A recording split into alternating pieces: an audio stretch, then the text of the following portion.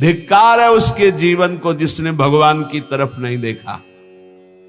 धिक्कार है उसके जीवन को जिसको भगवान ने कृपा करके नहीं देखा। मन क्रम वचन छाण चतुराई तो भजत कृपा करी है रघुराई। अर्थात उसका जीवन व्यर्थ है जिसने नाम जप नहीं किया। सम्याग आराधितो विष्णु किम नयच्छति देहिनाम ते धन्याः कृत पुण्यास्ते तेषां च सफलो भवः। यैर्भक्त्या हृद आराधितो विष्णु हरि सर्व सुख प्रदः। यदि भगवान श्री हरि की आराधना नहीं की तो ये देहधारी जीव तेरी दुर्दशा होगी। जैसे जानवर को लाठी से मारा जाता है, ऐसे देखा मारते हुए वृद्धों को, भ्रमण में देखा है, ऐसे दृश्य देखे। वही तुम्हारा कर्म तुम्हारे बच्चे की बुद्धि में बैठकर तुमको दंड दे रहा है। तुमने हरि का भजन नहीं किया ना, पूरा जीवन व्यर्थ किया ना, पापाचरण के उसी बेटे के लिए, उसी परिवार के लिए, वही तुम्हें कष्ट देगा। मान लो ये शास्त्र आज्ञा हो रही। जिसने भगवान श्री हरि की आराधना नहीं की, मंदोदरी छाती ऐसे रावण की पीट के कह रही, रामो विमुख असहाल तुम्हारा रहा न को कुल रोवनिहारा। भगवान से विमुख होने पर तुम्हारा ऐसा हाल हो गया। देखो भगवान का आराधना का स्वरूप देखो। विभीषण जी अपमानित किए जा रहे दरबार में, और भगवान के शरण में जाते हैं तो उसी दरबार के अधिपति लंकाधिपति बनकर बैठ जाते हैं। जो संपत्ति शिव रावण ही दीन दिए दशमात, सोई संपदा विभीषण सकुच दीन रघुनाथ। कैसे कृपालु हमारे प्रभु श्री हरि है। जो देहधारी भगवान का भजन नहीं करता, दुर्गति ही दुर्गति है, पक्का दुर्गति है। सर्वव्यापी श्री हरि की आराधना जिसने किया उसका जीवन धन्य हो गया। इसलिए मान लो जीवन का परम लाभ धन्य करना, जीवन का नाम जप करना है। चाहे जैसी परिस्थितियों में, क्या पैसा लगता है, राधा राधा राधा, इसमें कौन सी आपकी बहुत सी बड़ी मेहनत लगती। राधा राधा राधा नाम जपने में क्या जाता है आपका, सब कुछ प्राप्त हो जाएगा। ध्यान रखना। कल एक 28-30 वर्ष की अवस्था ठाकुर जी को लिए हुए, स्वस्थ शरीर, आंखों से अश्रु प्रवाह, कह रहे थे ऐसी कृपा हमारे ऊपर क्यों हुई। मैंने तो कुछ ऐसा नहीं किया, बहुत ही गलत आचरण करने वाला, और आज ठाकुर जी को मैं जी नहीं सकता इनके बिना। ये क्या है, ये क्या संत वाणी का प्रभाव अंदर गया, जीवन के पूरे जीवन को परिवर्तन कर दिया, जीवन का जीवन परिवर्तन कर दिया। बहुत दुर्लभ ये बात है, यही सबसे बड़ा चमत्कार है। मन विषयी भोगों में लगा हुआ और हटकर प्रिया प्रीतम में लग जाए, सबसे बड़ा चमत्कार। रूप मारोग्य मर्थाश्च भोगाश्चैवानुसंगिकान् ददाति ध्यायतो नित्यम अपवर्ग प्रदो हरि। तुम्हें सुंदर रूप चाहिए, आराधना करो, नाम जप करो, बड़े सुंदर हो जाओगे। देखो सुंदरता किसे कहते हैं, हृदय के आकर्षण को सुंदरता कहते हैं। सबके हृदयों को आकर्षण कर ले उसे सुंदर कहते हैं। जैसे मान लो स्त्री स्वरूप सुंदर है तो पुरुष स्वरूप को आकर्षण कामी पुरुष को कर सकता है, सबके नहीं। या पुरुष स्वरूप बड़ा सुंदर तो कामिनी के हृदय को आकर्षण कर सकता है। लेकिन भक्त का ऐसा स्वरूप जागृत होता है, स्त्री पुरुष वयो वृद्ध दुष्ट पुण्यात्मा पापात्मा महात्मा सब आकर्षित होते हैं। क्यों? क्योंकि उसके अंदर दैवी संपदा भागवतिक सद्गुण जागृत हो जाते हैं। इसे सुंदरता कहते हैं। हजारों लाखों लोग देखना चाहते हैं। क्या देखना चाहते हैं? सुंदरता। कौन सी सुंदरता? भागवतिक। वो पाउडर वाली सुंदरता नहीं, वो भाव बनाने वाली सुंदरता नहीं, वो भगवान नाम की सुंदरता, भगवत भाव की सुंदरता, भगवत भक्ति की सुंदरता। कह रहे रूप मारोग्य मर्थाश्रम। अगर रूप चाहिए तो हरि की आराधना करो, और आरोग्यता चाहिए तो हरि की आराधना करो। बोले आप कैसे नहीं आराधना कर रहे क्या? आरोग्यता तो हम रोगी नहीं है। रोगी मकान में तो रहते हैं लेकिन हम रोगी नहीं हैं। ना हम कभी रोगी थे, ना रोगी हैं, ना कभी रोगी रहेंगे। ना हम वियोगी हैं, ना रोगी हैं। रोगी मकान में रह रहे हैं, ये मकान रोगी, तो सबके रोगी हैं। काम के रोगी, क्रोध के रोगी, लोभ के, ना जाने कितने विकारों के। यहां तो किडनी के रोगी हैं, न जाने कितने मिडनी के रोगी हैं। दिमाग खराब है विषयों में। यहां हम स्वस्थ हैं, स्वस्थ हैं। कोई ये मत समझना कि प्रेमानंद रोगी होता है। प्रेमानंद एक ही बात का रोगी होता है, प्रेम का, और किसी बात का रोगी नहीं होता। ये शरीर है, किसी का स्वस्थ नहीं है। जो शरीर में स्थित पुष्ट भी दिखाई दे रहे हैं, वो स्वस्थ नहीं है। मृत्यु के भय से भयभीत, काम क्रोध लोभ रोग से ग्रसित है। स्वस्थ वही है जो परमात्मा में स्थित है, भगवत भाव में स्थित है। ऐसा आरोग्यता प्रभु देते हैं कि भवरोग ही नष्ट हो जाता है, तो और रोगों की क्या बात। भवरोग ही नष्ट हो गया तो और रोगों की बात क्या। अर्थाश्च, अर्थ माने होता संपत्ति। इतनी बड़ी संपत्ति मिली है कि ब्रह्मा के पास भी नहीं है।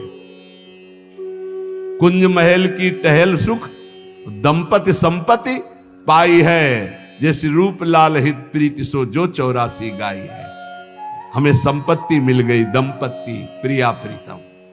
हम कोई बोले रूप मारोग्य मर्थास्य भोगास्य वानुसंगिकान, बोले अद्भुत भोग की प्राप्ति।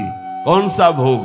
बोले प्रिया प्रीतम की रस केली के दर्शन का भोग। जैसे ही हरिवंश निकट दासी जन लोचन चसक रसासो गटकत, रसासो गटकत, लोचन चसक रसासो गटकत। ददाति ध्यायतो नित्यम अपवर्ग प्रदो हरि। जो हरि का ध्यान करने वाले हैं उनको रूप मिलता है, आरोग्यता मिलती है, संपत्ति मिलती है, भोग मिलता है। और ददाति भगवान नित्य अपवर्ग अर्थात मोक्ष सुख, नित्य सुख उसे प्रदान कर देते हैं। आतिपातक युक्तोपि ध्यायेन निमिषमच्युतम भूयस तपस्वी भवति पंक्ति पावन पावनः। यदि एक क्षण भी ऐसी स्थिति हो जाए कि शरीर का भाव भूल जाए और भगवदाकार वृत्ति एक क्षण भी, तो इतना महान हो जाता है कि जन्म जन्मांतरों के सारे पाप नष्ट हो जाते हैं और वो पंक्ति के पंक्ति को निष्पाप कर सकता है। अगर एक क्षण भी अतिपातक युक्तोपि ध्यायेन निमिष मच्युत, एक निमिष भी, इतने देर के लिए यदि तन्मय हो गया प्रिया प्रीतम में, प्रभु में, एक निमिष भर के लिए शरीर को भूल गया, उसमें इतनी सामर्थ्य। तभी तो एक बार गुरुदेव भगवान ने कहा था, रसिक जन जो 5 मिनट में भजन कर लेते हैं, साधक 24 घंटे उतना भजन नहीं कर सकता 5 मिनट में। वो यही जो यहां लिखा है, एक निमिष में। भूयस तपस्वी भवत, उससे बड़ा कोई तपस्वी भूमंडल पे नहीं जो एक पल के लिए भगवान में डूब गया। डूबना, हम तो कहते डूबते क्या है, तो उठा के फेंक दिया जाता है प्रेम समुद्र में। ऐसी कृपालुता यहां की सखियों की है। जिसके कान में भगवान का नाम नहीं पड़ा, कीर्तन नहीं पड़ा, कथा नहीं पड़ी, तो बोले स्वीडवराहोष्ट खरई संस्तुतः पुरुषः पशु नयत कर्ण पथो पेतो जातु नाम गदाग्रजः। जिसके कानों में भगवान नाम नहीं पड़ा, भगवत चर्चा नहीं पड़ी, तो बोले वो नर पशु है। नर पशु, मनुष्य रूप में पशु है। वो कुत्ता है, वो विष्ठाभोजी सुअर है, वो ऊंट है, वो गधा है। ऐसा वर्णन करें। स्विट वराहोष्ट खरई है, स्विट वराहो खरई गधा, स्वान कुत्ता, ऊंट। क्यों? क्योंकि भगवान से विमुख है, तो बोझा ढो रहा है संसार का केवल गधे की तरह, कुत्ते की तरह। जैसे कुत्ता इस भोग से उस दरवाजे में खाने, ऐसे ही भोगों में भटक रहा है केवल। जैसे ऊंट है ना, कांटे की वस्तुएं खाने में बहुत अच्छा लगता है, ऐसे ही गंदे विषयों को भोगने में केवल अच्छा समझता है। जिसके कानों में भगवत चर्चा नहीं गई, जिसने अपनी जबान से भगवान नाम कीर्तन नहीं किया, वो पशु से भी गया गुजरा है। मनुष्य के कान बने हुए भगवत चर्चा सुनने के लिए, जबान मिली हुई है भगवत प्राप्ति के लिए। खूब नाम जप करे, नाम कीर्तन करे। कृपण देई पाई परो बिनु साधे सिद्धि होई, सीतापति सन्मुख समुझ जो की जय शुभ सोई। इसलिए मेरी बात मानो, पाए पर जाओ भगवान के, अर्थात भगवान की शरण में हो जाओ, सारी सिद्धियां अपने आप आ जाती है शरणागत के हृदय में। ये बात मान लो, मान लो, तुम्हारे किए नहीं होगा, प्रभु की शरण में हो जाओ। राम ही डरु करु राम सो ममता प्रीति प्रतीति, तो तुलसी निरुपदि राम को भय हारे हूं जीती।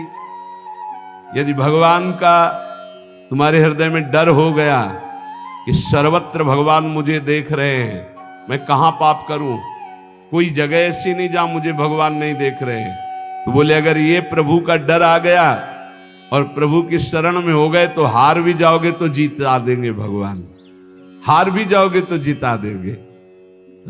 तुलसी निरुपति राम को भय हारे हो जीत, हार भी गए तो जीत जाओगे।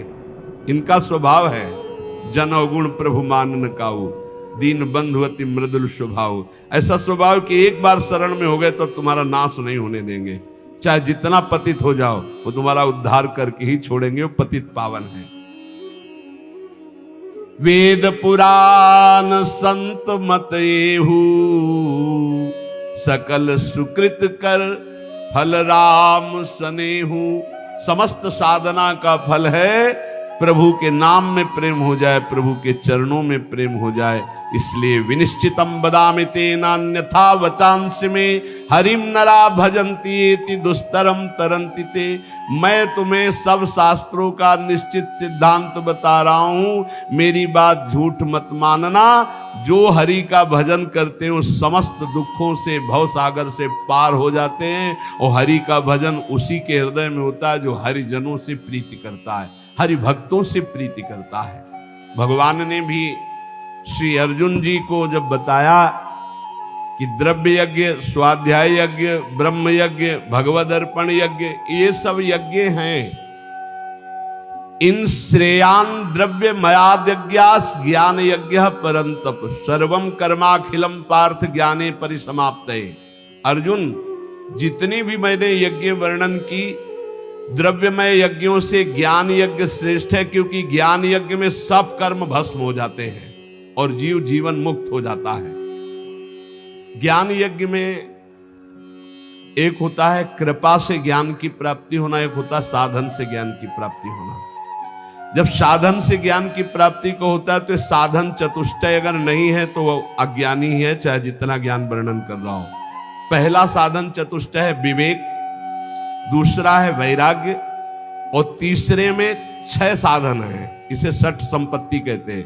सम दम श्रद्धा उपरति तितिक्षा और समाधान, और चौथा है मुमुक्षुता। ये 4 बातें होने पर ही वो ज्ञान मार्ग का अधिकारी हो सकता है। विवेक, विवेक कहते हैं जिसके अंदर सत असत का ज्ञान हो। सत्य क्या है और असत क्या है।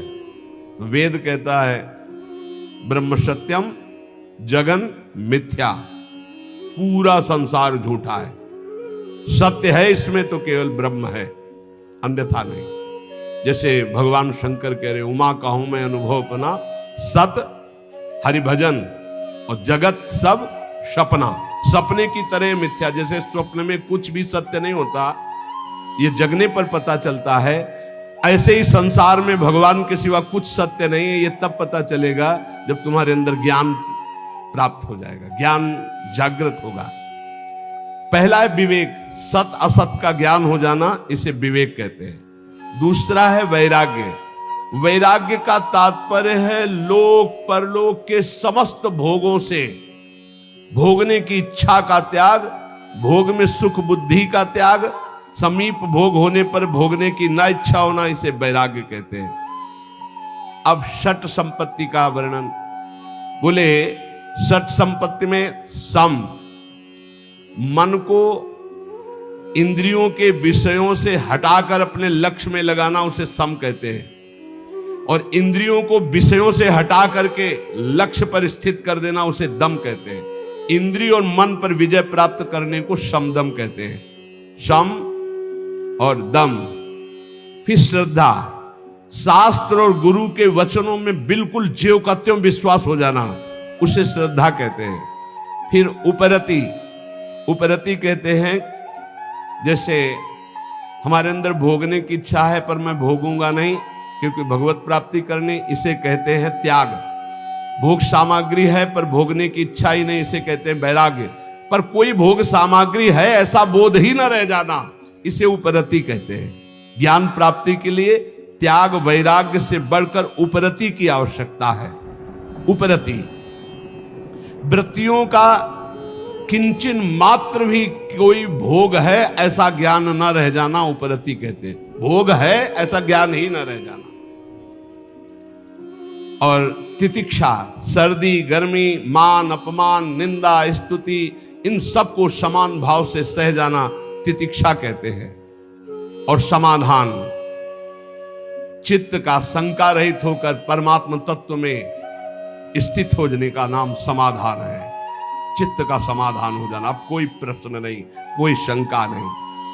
और चौथा है मुमुक्षुता, अब मैं मुक्त होना चाहता हूं, मुझे अब संसार से मुक्त होना। ये चार हो और फिर उसे किसी महापुरुष का संग मिले तो भगवान कह रहे तद्विद्धि प्रणिपातेन परिप्रश्नेन सेवया उपदेक्षन्ति ते ज्ञानम ज्ञानिनस्तत्वदर्शिनः। अब उस उपासक को जो मुमुक्षु है, जो संसार से मुक्त हो जाना चाहता है, वो संत के पास जाए। भगवान की कृपा से संतों का परिचय मिल जाता है।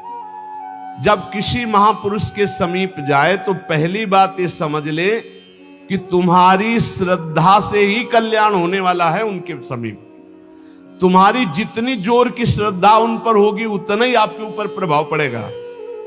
श्रद्धा की कमी होने के कारण संत के पास जाने पर भी महापुरुष जो उसे उपदेश दे रहे हैं वो अपना कल्याण नहीं कर पाएगा। अगर श्रद्धा जोर की है तो कल्याण हो जाएगा, मतलब आपकी श्रद्धा पर टिका हुआ है आपका कल्याण। वो संत महापुरुषों की वाणी तभी प्रभाव डालेगी जब आपके ऊपर प्रथम हृदय श्रद्धा जो करे, आचार्य जन जाय अनुसरे जहां जहां हरिवंश के। श्रद्धावान लभते ज्ञानम। अगर श्रद्धा में कमी है तो देखो दुर्योधन को भगवान समझा रहे हैं, लेकिन क्या समझ आई? क्या श्रद्धा में कमी इसलिए नहीं, भगवान समझा रहे हैं तो नहीं समझ में आई, नहीं कल्याण हुआ उसका। वो भगवान से कह रहा आप 5 गांव की बात कर रहे हो, मैं सुई की नोक भर नहीं दूंगा बिना युद्ध के। और भगवान बात कर रहे हैं, भगवान से कह रहा कि आप जानते हो कि आप ही धर्म को जानते हो, मैं धर्म को नहीं जानता। मैं जानता हूं, मैं जानता हूं, जानामि धर्मम न च मे प्रवृत्ति, मेरी प्रवृत्ति नहीं है, मैं जानता हूं धर्म को। भगवान की एक बात भी नहीं मानी। ऐसे ही कह रहे ज्ञानी महापुरुष के समीप तुम्हारी श्रद्धा जितनी अधिक होगी उतना लाभ होगा। इसलिए सबसे पहले कह रहे तद्विद्धि प्रणिपातेन, वो तत्वदर्शी तत्व ज्ञान प्राप्त महापुरुषों के पास जाकर के उनको पहले साष्टांग दंडवत करो। प्रणिपातेन, साष्टांग का तात्पर्य होता है मैं आपकी आज्ञा के अनुसार चलूंगा, मैं आपका शरणागत हूं। पूरा ऐसे हाथ उठा के जब हम साष्टांग जब करते हैं तो ऐसे करते हैं, हाथ उठाते हैं, फिर हाथ जोड़ते हैं, फिर लेट जाते हैं, उसे साष्टांग दंडवत करते हैं। प्रणिपातेन, ज्ञान की प्राप्ति के लिए संत स्वरूप सदगुरु के पास जाकर उन्हें साष्टांग दंडवत प्रणाम करे, अर्थात नीचवत सेवेत सदगुरुम। सदगुरु का सेवन अपने को सबसे नीच समझकर किया जाता है। अपने शरीर से गुरु का कभी निरादर तिरस्कार ना होने पाए, इसलिए जब गुरुदेव सामने हो तो नम्र हाथ जोड़कर सरलता पूर्वक उनके सामने पेश हो। जिज्ञासु मुमुक्षु उपासक को चाहिए कि उन गुरुदेव भगवान को सेवा के द्वारा प्रसन्न कर ले। अपने आप को उनकी आज्ञा के अधीन करना ही उनकी प्रसन्नता है। इसीलिए भगवान कह रहे सेवया, पहले प्रणिपातेन फिर सेवया। वैसे सेवा शब्द से तत्काल बुद्धि सबकी आती है कि वस्तु पदार्थ हाथ पैर दबाना ये सब गुरु सेवा के अंतर्गत। इसका मतलब गुरु सेवा केवल यही नहीं है, सेवा का एक ये बाहरी अंग है। गुरुदेव को अपना शरीर प्रिय नहीं जितना उनके वचन प्रिय, सिद्धांत प्रिय है। जो उनके शरीर की सेवा करे और सिद्धांत की अवहेलना करे तो कभी सेवा नहीं मानी जाएगी। और यदि शरीर सेवा ना मिले और केवल उनके हम सिद्धांत का पालन कर रहे हैं तो गुरु प्रसन्न हो जाएंगे, गुरु की सेवा बन गई। संत महापुरुषों की सबसे बड़ी सेवा है उनकी आज्ञा के अनुसार अपना जीवन बना लेना। सुन लीजिए, भगवान की बात है। संत महापुरुषों की सबसे बड़ी सेवा, गुरुजनों की सबसे बड़ी सेवा उनकी आज्ञा का पालन करना। फिर कह रहे परिप्रश्नेन, परिप्रश्नेन सरलता पूर्वक अभिमान रहित होकर केवल भगवत संबंधी प्रश्न करने चाहिए संत और गुरुजनों से। केवल परमात्म तत्व संबंधी प्रश्न करने चाहिए। जिज्ञासु भाव से सरलता पूर्वक नम्रता पूर्वक प्रश्न करना चाहिए। अपनी विद्वता दिखाने के लिए या गुरुदेव की विद्वता देखने के लिए प्रश्न नहीं करना चाहिए, इससे अपराध लगता है। तद्व ज्ञानार्थ सा गुरु मेवाभिगच्छेत समित पाणि श्रोत्रियम ब्रह्मनिष्ठम। हम ज्ञान प्राप्ति के लिए सदगुरुदेव के समीप जाते हैं, संत के समीप जाते हैं, विनय पूर्वक पत्र पुष्प कुछ हाथ में भेंट लेकर समिधा उनके चरणों में अर्पित करके। कैसे? श्रोत्रियम ब्रह्मनिष्ठम, ये दोनों होने चाहिए, तभी गुरु बनाना चाहिए। कई लोगों ने एकांतिक में प्रश्न किया कि गुरु कैसे होने चाहिए, तो इसमें भगवान बता रहे श्रोत्रियम ब्रह्मनिष्ठम। श्रोत्रियम संपूर्ण शास्त्रों का ज्ञान, ब्रह्मनिष्ठम परा तत्व, ब्रह्म तत्व में स्थिति प्राप्त। मैं कौन हूं, संसार क्या है, बंधन क्या है, मोक्ष किसे कहते, परमात्मा तत्व का अनुभव कैसे होता है, मेरे साधन में क्या क्या बाधाएं हैं, उन साधन की बाधाओं को कैसे दूर करूं, तत्व समझ में नहीं आ रहा, आदि आदि प्रश्न केवल भगवत संबंधी ही होने चाहिए। भगवान ने कहा ज्ञानिनस तत्वदर्शिना, ज्ञानी और तत्वदर्शी। ज्ञानी कहते शास्त्रों का ज्ञान होना, तत्वदर्शी माने तत्व का बोध होना, तत्व का दर्शन साक्षात्कार किए होना। अगर तत्वदर्शी ज्ञानी महापुरुष नहीं है तो हमारा काम नहीं बन पाएगा। कैसे? ज्ञानी है पर तत्वदर्शी नहीं है तो उनके खोखले वचन होंगे, बोध नहीं है। अब तत्वदर्शी है, श्रोत्री नहीं है तो अनुभव की बात शब्दों में कैसे बता पाएंगे? शास्त्रों का ज्ञानी नहीं, शास्त्रों के शब्दों की बात बोलने का तरीका ही नहीं पता, तो अपनी बात वो नहीं कह पाएंगे। इसीलिए प्रबुद्ध जी ने भी नौ योगेश्वरों में 11 स्कंद में कहा सदगुरु कैसे होने चाहिए। बोले वेदों के पारगामी विद्वान और परब्रह्म तत्व के अनुभव। वही यहां कह रहे श्रोत्रियम ब्रह्मनिष्ठम, श्रोत्री शास्त्रों का सम्यक ज्ञान और ब्रह्मनिष्ठ ब्रह्म तत्व का बोध प्राप्त किए हुए। 3 प्रकार के अधिकारी होते हैं, एक होते उत्तम, एक होते मध्यम, एक होते कनिष्ठ। उत्तम अधिकारी गुरु सेवा के बाद गुरु उपदेश श्रवण मात्र से तत्वबोध को प्राप्त हो जाता है, क्योंकि वो गुरु अधीनता स्वीकार किए रहता है। जो उत्तम शिष्य होता है, उत्तम अधिकारी होता है, वो गुरु अधीनता पर होता है। जैसा बोलो, जैसा बोलो, आपकी आज्ञा के अनुसार। उसे ज्यादा साधन नहीं करना पड़ता, श्रवण मात्र से उसको बोध होने लगता है। मध्यम अधिकारी जो साधन पक्ष पर जोर रखता है, पर गुरु आज्ञा से करेगा, वो कृपा पक्ष पर उसका परिचय ज्यादा नहीं, उसका साधन पक्ष पर परिचय अधिक। वो मध्यम अधिकारी है, श्रवण करेगा, मनन करेगा, निधिध्यासन करेगा, साधन करेगा, रहेगा गुरु के अधीन ही, पर उसकी प्रधानता साधन पे होगी, वो मध्यम है।